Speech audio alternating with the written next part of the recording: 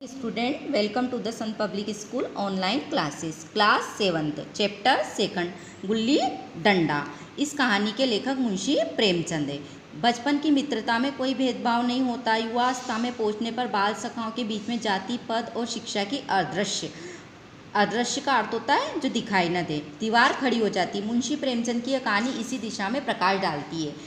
इसमें लेखक यह कहना चाह रहा है कि बचपन में जब बच्चों के बीच में कोई भेदभाव नहीं होता है, वो आपस में जाति पाति का भेद भुलाकर और सब खेलते हैं, लेकिन युवावस्था में पहुंचने पर उनमें उनके बीच में जाति पद और शिक्षा की दीवार खड़ी हो जाती है कि अब हमारा पद भी ऊंचा है और हम भी ऊंचे हैं। हमारे अंग्रेजीदा दोस्त माने या न माने, अंग्रेजीदा का अर्थ होता है अंग्रेजों के अनुसार जीवन यापन करने वाले।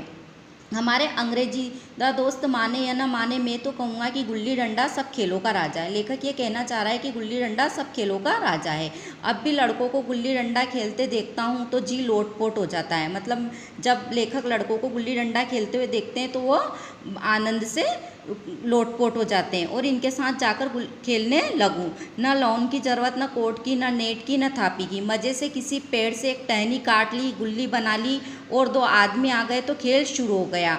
मतलब लेखक ये कहना चाह रहे हैं कि गुल्ली डंडा में किसी भी चीज़ की ज़रूरत नहीं होती, सिर्फ एक पेड़ से एक टहनी काट के उस लकड़ी की गुल्ली बना ली और खेल शुरू हो गया। विलायती खेलों में सबसे बड़ा ऐब यह है, ऐब का अर्थ होता है दोष, विलायती का अर्थ होता है विदेशी। विदेशी खेलों में सबसे बड़ा दोष है कि उनके सामान महंगे होते हैं। जब तक कम से कम 1 सैकड़ा ना खर्च कीजिए, खिलाड़ियों में शुमार ही नहीं हो सकते।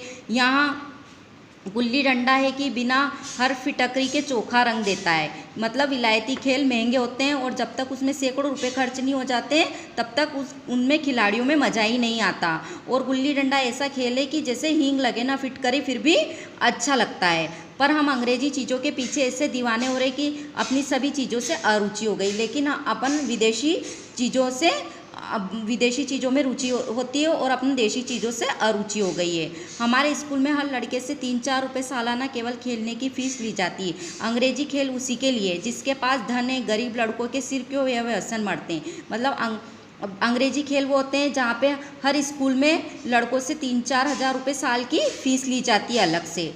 ठीक है, लेखक कहते हैं ठीक है, गुल्ली से आँख फूट जाने का भय रहता है तो क्या क्रिकेट से सिर फूट जाने का, तिल्ली फट जाने का, टांग टूट जाने का भय नहीं रहता। अगर हमारे माथे में गुल्ली का दाग आज तक बना हुआ है तो हमारे कई दोस्त ऐसे हैं जो थापी को बैसाखी से बदल बैठे हैं। मतलब इसमें लेखक ये कह रहा है कि अपन मानते हैं कि गुल्ली से सिर फूट जाने का, आँख फूट जाने का भय रहता है, लेकिन क्रिकेट से भी सिर फूट जाने, तिल्ली फट जाने और टांग टूट जाने का भय रहता है। कि मतलब अपन बहुत सी देखते हैं कि भाई क्रिकेट से भी वो थापी से वो अपंग हो जाते हैं और उनको बैसाखी का सहारा लेना पड़ता है।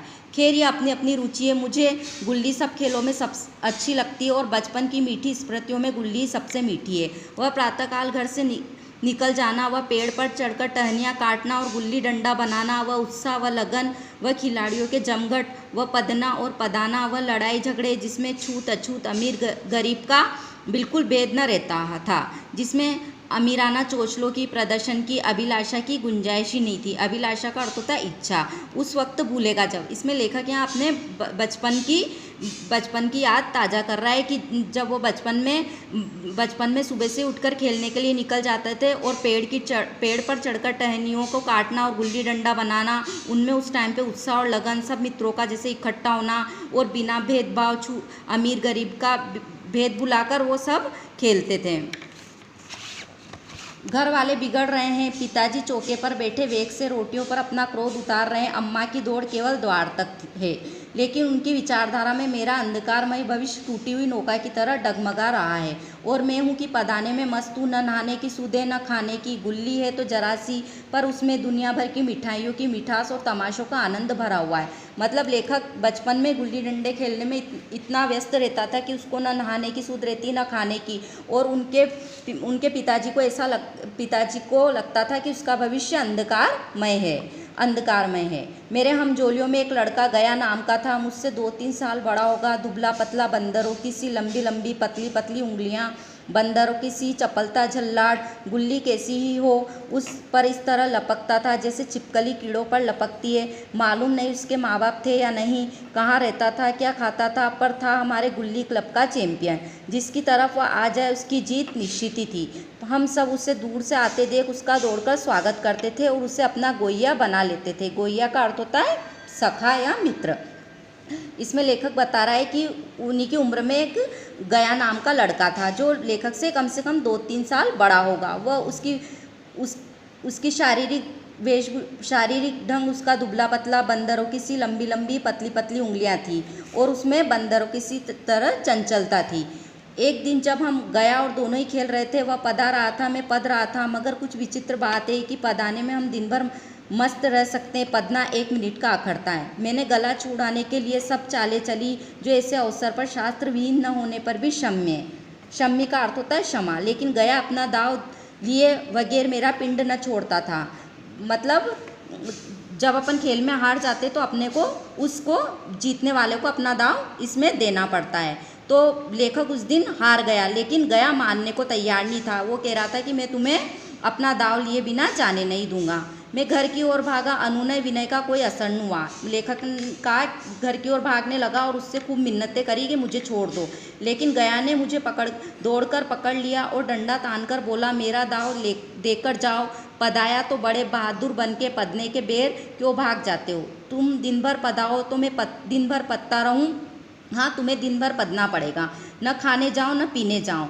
हाँ, मेरा दाव दिए बिना कहीं नहीं जा सकते। मैं तुम्हारा गुलाम हूँ और हाँ, मेरे गुलाम हूँ। मतलब दोनों में झगड़ा शुरू हो जाता है कि गया कहता है कि मैं तुम्हें दाव लिए बिना जाने नहीं दूंगा और लेखक दाव देने को तैयार नहीं था।